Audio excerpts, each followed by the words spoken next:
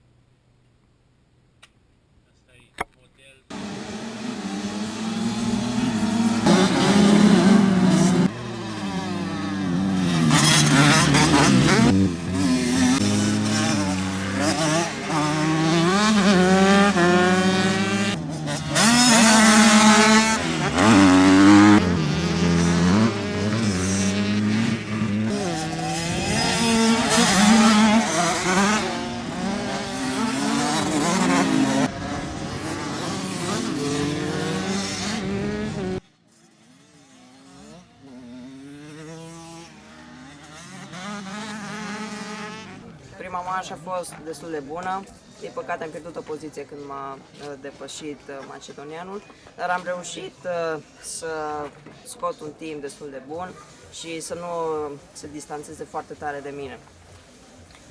A fost bine, nu am obosit chiar pe ultimele ture.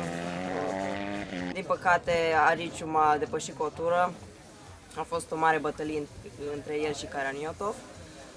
Toți am avut de câștigat pentru că George a căzut și pe porțiune de pământ simțeam că aș putea un pic mai tare, dar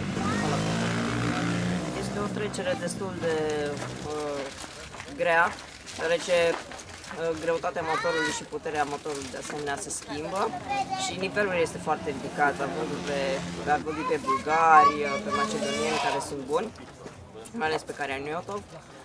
Și voi încerca să fiu din ce în ce mai bun și să mă pregătesc mai bine pentru etapele viitoare.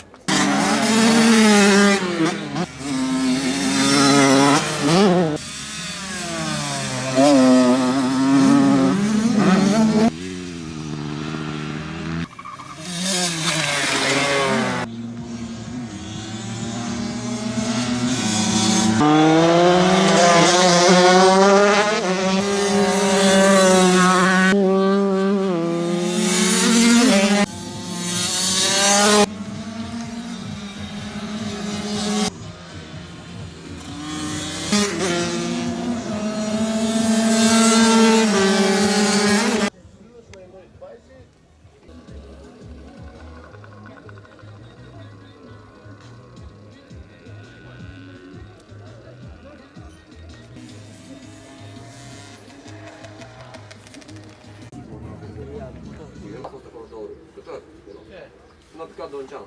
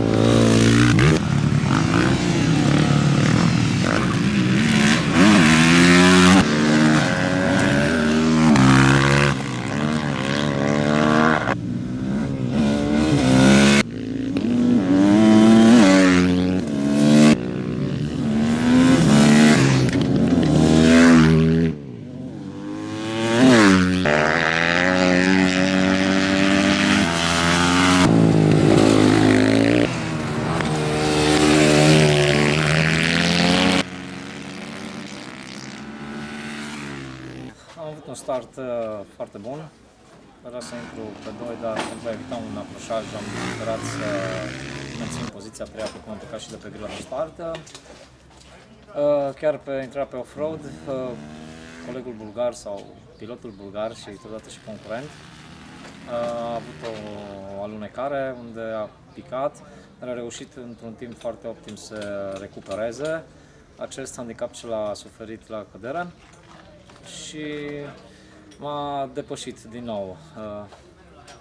Dar după câteva ture se vede că este un pilot tânăr mai cu, nu pot să zic neapărat puțină experiență, cu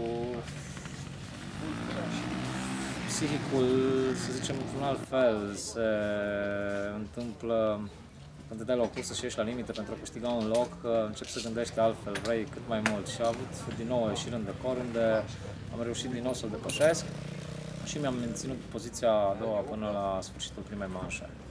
Am avut mici probleme cu gumele, am început să pierd aderență, dar am reușit totuși într-un final să termin pe poziția a doua.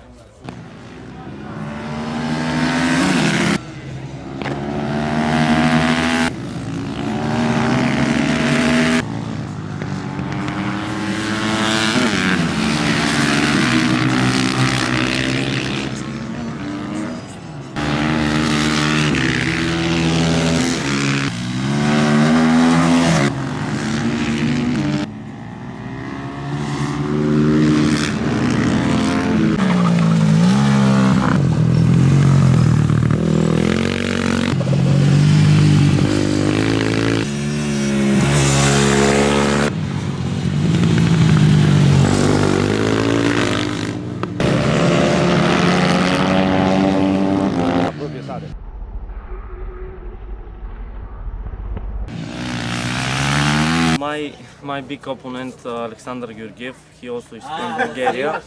He have one crash, and all the race was very easy for me because he's with second time. He's very fast also. But when he fall, the race was easy for me. He fall 2 times. I just wanna stay. I just wanna ride without crash because you see when Alexander Georgiev fall, the race finish. So for me it's important to ride smart and slowly and to take first position.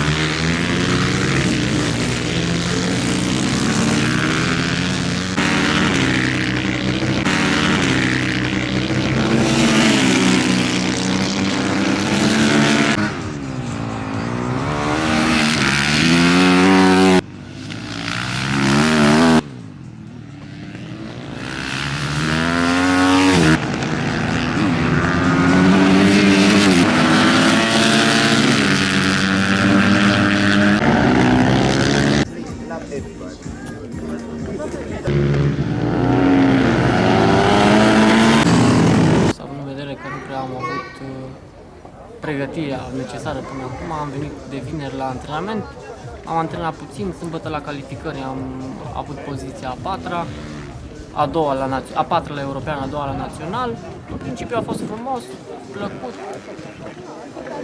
și concursul tot așa l-am terminat pe poziția 4 la european, 2 la național.